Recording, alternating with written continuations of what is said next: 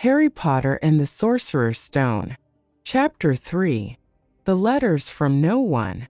The escape of the Brazilian boa constrictor earned Harry his longest ever punishment.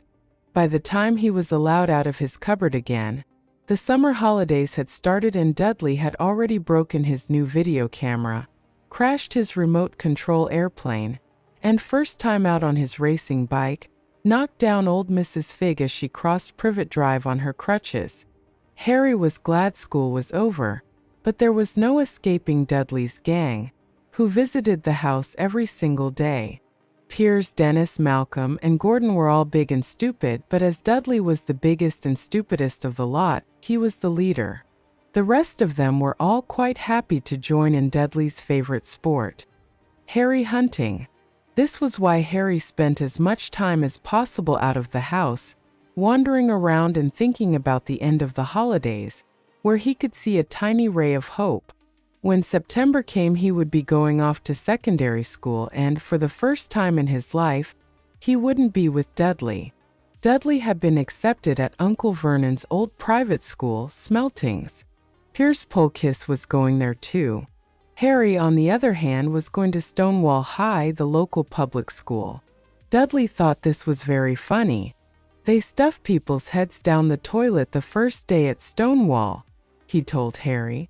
Want to come upstairs and practice? No thanks, said Harry. The poor toilets never had anything as horrible as your head down it. It might be sick. Then he ran before Dudley could work out what he'd said. One day in July, Aunt Petunia took Dudley to London to buy his Smeltings uniform, leaving Harry at Mrs. Figg's. Mrs. Figg wasn't as bad as usual. It turned out she'd broken her leg tripping over one of her cats, and she didn't seem quite as fond of them as before. She let Harry watch television and gave him a bit of chocolate cake that tasted as though she'd had it for several years. That evening, Dudley paraded around the living room for the family in his brand new uniform. Smeltings boys wore maroon tailcoats, orange knickerbockers, and flat straw hats called boaters. They also carried knobless sticks, used for hitting each other while the teachers weren't looking. This was supposed to be good training for later life.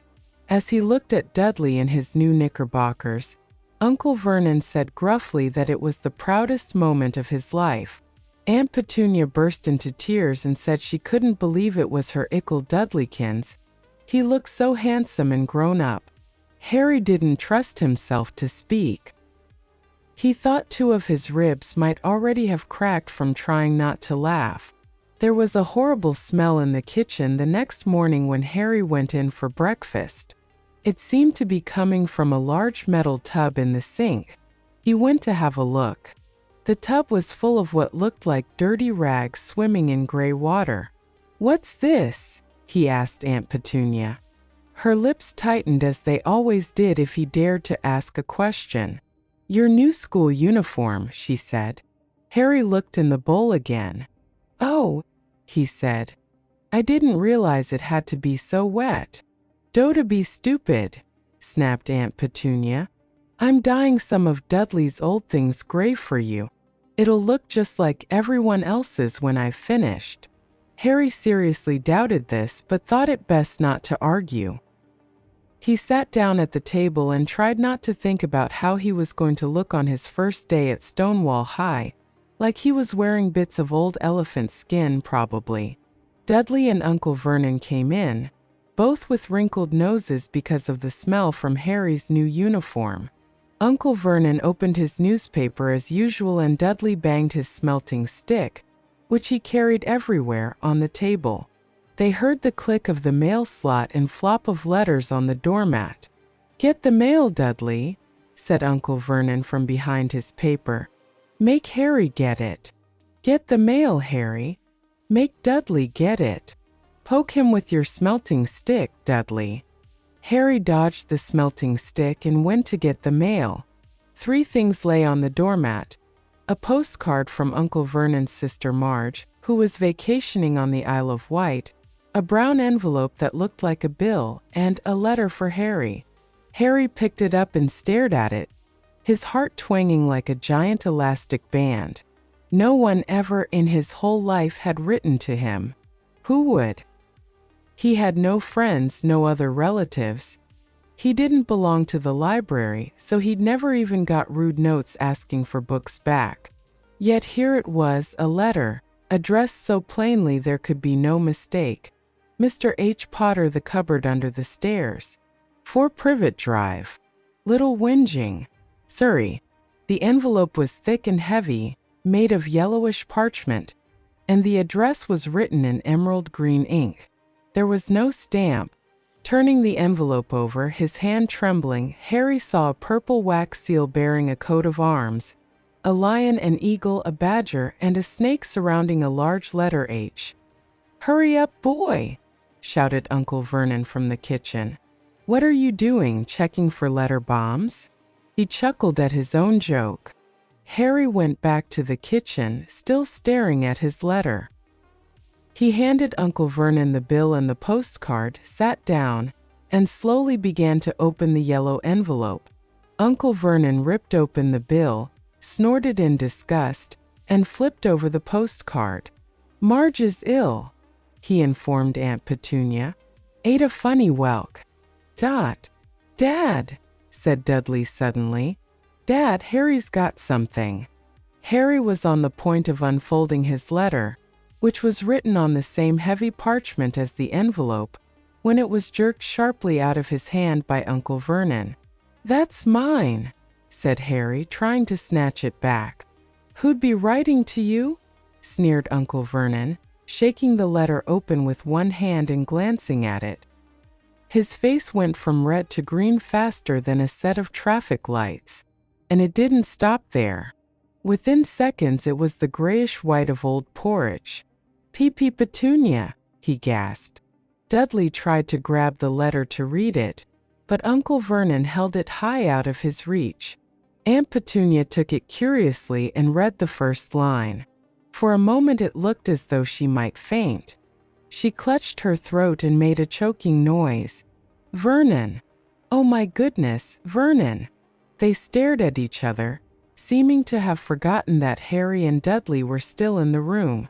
Dudley wasn't used to being ignored. He gave his father a sharp tap on the head with his smelting stick. "I want to read that letter," he said loudly. "Want to read it," said Harry furiously, "as it's mine." "Get out, both of you," croaked Uncle Vernon, stuffing the letter back inside its envelope. Harry didn't move. "I want my letter," he shouted. "Let me see it," demanded Dudley. "Out!" roared Uncle Vernon, and he took both Harry and Dudley by the scruffs of their necks and threw them into the hall, slamming the kitchen door behind them. Harry and Dudley promptly had a furious but silent fight over who would listen at the keyhole. Dudley won, so Harry, his glasses dangling from one ear, lay flat on his stomach to listen at the crack between door and floor. "Vernon," Aunt Petunia was saying in a quivering voice, "look at the address. How could they possibly know where he sleeps? You don't think they're watching the house?" "Watching, spying, might be following us," muttered Uncle Vernon wildly. "But what should we do, Vernon? Should we write back? Tell them we don't want?" Harry could see Uncle Vernon's shiny black shoes pacing up and down the kitchen. "No," he said finally. "No, we'll ignore it. If they don't get an answer. Yes, that's best. We won't do anything." "But I'm not having one in the house, Petunia. Didn't we swear when we took him in we'd stamp out that dangerous nonsense?" That evening when he got back from work, Uncle Vernon did something he'd never done before. He visited Harry in his cupboard. "Where's my letter?" said Harry, the moment Uncle Vernon had squeezed through the door. "Who's writing to me?" "No one. It was addressed to you by mistake," said Uncle Vernon shortly. "I have burned it." "It was not a mistake," said Harry angrily. "It had my cupboard on it." "Silence!" yelled Uncle Vernon, and a couple of spiders fell from the ceiling. He took a few deep breaths and then forced his face into a smile, which looked quite painful. Yes, Harry, about this cupboard. Your aunt and I have been thinking. You're really getting a bit big for it. We think it might be nice if you moved into Dudley's second bedroom. Why? Said Harry. Don't ask questions, snapped his uncle. Take this stuff upstairs now. The Dursleys' house had 4 bedrooms, one for Uncle Vernon and Aunt Petunia, one for visitors, usually Uncle Vernon's sister Marge, one where Dudley slept, and one where Dudley kept all the toys and things that wouldn't fit into his first bedroom. It only took Harry one trip upstairs to move everything he owned from the cupboard to this room. He sat down on the bed and stared around him. Nearly everything in here was broken. The month-old video camera was lying on top of a small, working tank Dudley had once driven over the next-door neighbor's dog. In the corner was Dudley's first-ever television set, which he'd put his foot through when his favorite program had been canceled. There was a large bird cage, which had once held a parrot that Dudley had swapped at school for a real air rifle, which was up on a shelf with the end all bent because Dudley had sat on it. Other shelves were full of books. They were the only things in the room that looked as though they'd never been touched. From downstairs came the sound of Dudley bawling at his mother. I don't want him in there. I need that room. Make him get out. Harry sighed and stretched out on the bed. Yesterday he'd have given anything to be up here. Today he'd rather be back in his cupboard with that letter than up here without it. Next morning at breakfast, everyone was rather quiet. Dudley was in shock. He'd screamed, whacked his father with his smelting stick, been sick on purpose, kicked his mother, and thrown his tortoise through the greenhouse roof, and he still didn't have his room back. Harry was thinking about this time yesterday and bitterly wishing he'd opened the letter in the hall. Uncle Vernon and Aunt Petunia kept looking at each other darkly. When the mail arrived, Uncle Vernon, who seemed to be trying to be nice to Harry, made Dudley go and get it. They heard him banging things with his smelting stick all the way down the hall. Then he shouted, "There's another one!" Mr. H. Potter, the smallest bedroom for Privet Drive. With a strangled cry, Uncle Vernon leapt from his seat and ran down the hall, Harry right behind him. Uncle Vernon had to wrestle Dudley to the ground to get the letter from him, which was made difficult by the fact that Harry had grabbed Uncle Vernon around the neck from behind. After a minute of confused fighting, in which everyone got hit a lot by the smelting stick, Uncle Vernon straightened up, gasping for breath, with Harry's letter clutched in his hand. "Go to your cupboard, your bedroom," he wheezed at Harry. "Dudley, go, just go." Harry walked round and round his new room. Someone knew he had moved out of his cupboard, and they seemed to know he hadn't received his first letter. Surely that meant they'd try again? And this time he'd make sure they didn't fail. He had a plan. The repaired alarm clock rang at 6 o'clock the next morning. Harry turned it off quickly and dressed silently. He mustn't wake the Dursleys. He stole downstairs without turning on any of the lights. He was going to wait for the postman on the corner of Privet Drive and get the letters for number 4 first. His heart hammered as he crept across the dark hall toward the front door. Harry leapt into the air. He'd trodden on something big and squashy on the doormat, something alive. Lights clicked on upstairs, and to his horror Harry realized that the big squashy something had been his uncle's face. Uncle Vernon had been lying at the foot of the front door in a sleeping bag, clearly making sure that Harry didn't do exactly what he'd been trying to do.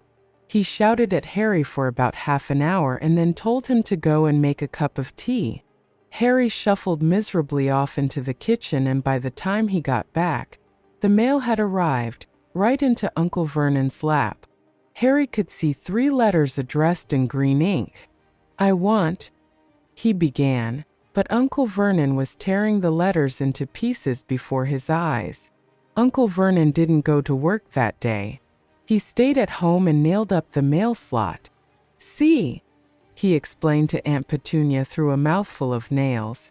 "If they can't deliver them, they'll just give up." "I'm not sure that'll work, Vernon." "Oh, these people's minds work in strange ways, Petunia. They're not like you and me," said Uncle Vernon, trying to knock in a nail with the piece of fruitcake Aunt Petunia had just brought him. On Friday, no less than 12 letters arrived for Harry. As they couldn't go through the mail slot, they had been pushed under the door, slotted through the sides, and a few even forced through the small window in the downstairs bathroom. Uncle Vernon stayed at home again. After burning all the letters, he got out a hammer and nails and boarded up the cracks around the front and back doors so no one could go out. He hummed Tiptoe Through the Tulips as he worked, and jumped at small noises. On Saturday, things began to get out of hand. 24 letters to Harry found their way into the house, rolled up and hidden inside each of the 24 eggs that their very confused milkman had handed Aunt Petunia through the living room window. While Uncle Vernon made furious telephone calls to the post office and the dairy trying to find someone to complain to, Aunt Petunia shredded the letters in her food processor. "Who on earth wants to talk to you this badly?" Dudley asked Harry in amazement. On Sunday morning, Uncle Vernon sat down at the breakfast table looking tired and rather ill, but happy. "No post on Sundays," he reminded them cheerfully as he spread marmalade on his newspapers. "No damn letters today." Something came whizzing down the kitchen chimney as he spoke and caught him sharply on the back of the head. Next moment, 30 or 40 letters came pelting out of the fireplace like bullets.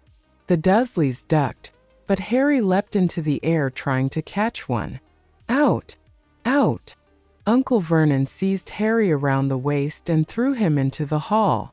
When Aunt Petunia and Dudley had run out with their arms over their faces, Uncle Vernon slammed the door shut. They could hear the letters still streaming into the room, bouncing off the walls and floor.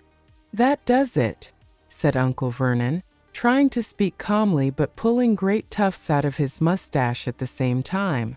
"I want you all back here in 5 minutes ready to leave. We're going away. Just pack some clothes. No arguments." He looked so dangerous with half his mustache missing that no one dared argue. 10 minutes later, they had wrenched their way through the boarded-up doors and were in the car, speeding toward the highway. Dudley was sniffling in the back seat. His father had hit him round the head for holding them up while he tried to pack his television, VCR, and computer in his sports bag. They drove. And they drove. Even Aunt Petunia didn't dare ask where they were going. Every now and then Uncle Vernon would take a sharp turn and drive in the opposite direction for a while. "Shake him off. Shake him off," he would mutter whenever he did this. They didn't stop to eat or drink all day. By nightfall, Dudley was howling. He'd never had such a bad day in his life. He was hungry, he'd missed 5 television programs he'd wanted to see, and he'd never gone so long without blowing up an alien on his computer.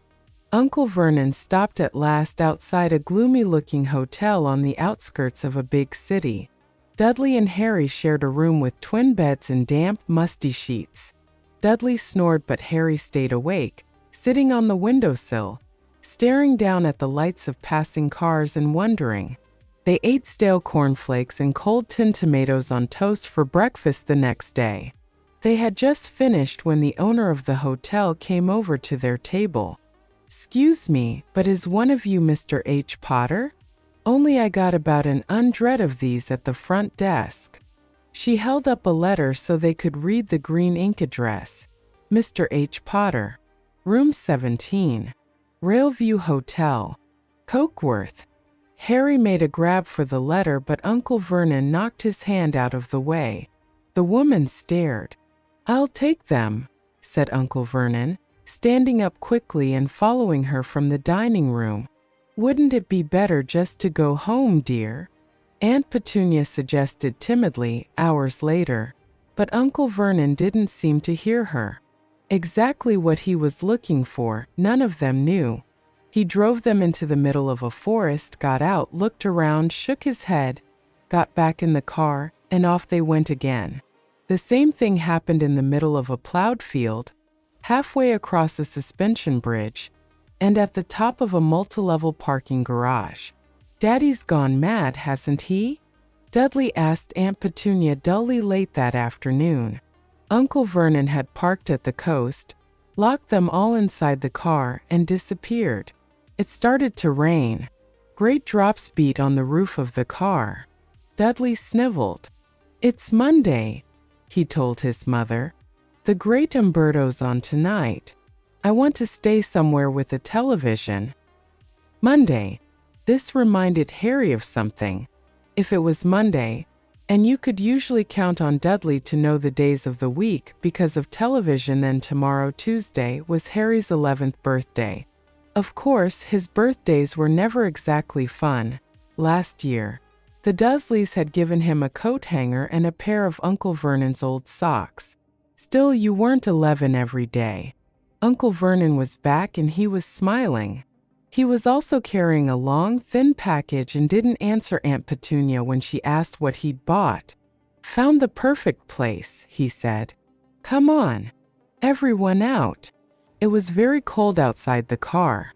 Uncle Vernon was pointing at what looked like a large rock way out at sea. Perched on top of the rock was the most miserable little shack you could imagine. One thing was certain, there was no television in there. "Storm forecast for tonight," said Uncle Vernon gleefully, clapping his hands together. "And this gentleman kindly agreed to lend us his boat." A toothless old man came ambling up to them, pointing, with a rather wicked grin, at an old rowboat bobbing in the iron-gray water below them. "I've already got us some rations," said Uncle Vernon, "so all aboard." It was freezing in the boat. Icy sea spray and rain crept down their necks and a chilly wind whipped their faces. After what seemed like hours, they reached the rock, where Uncle Vernon, slipping and sliding, led the way to the broken-down house. The inside was horrible. It smelled strongly of seaweed. The wind whistled through the gaps in the wooden walls, and the fireplace was damp and empty. There were only 2 rooms. Uncle Vernon's rations turned out to be a bag of chips each and 4 bananas. He tried to start a fire, but the empty chip bags just smoked and shriveled up. "Could do with some of those letters now, eh?" he said cheerfully. He was in a very good mood. Obviously, he thought nobody stood a chance of reaching them here in a storm to deliver mail. Harry privately agreed, though the thought didn't cheer him up at all. As night fell, the promised storm blew up around them. Spray from the high waves splattered the walls of the hut, and a fierce wind rattled the filthy windows. Aunt Petunia found a few moldy blankets in the second room and made up a bed for Dudley on the moth-eaten sofa. She and Uncle Vernon went off to the lumpy bed next door, and Harry was left to find the softest bit of floor he could and to curl up under the thinnest, most ragged blanket. The storm raged more and more ferociously as the night went on. Harry couldn't sleep.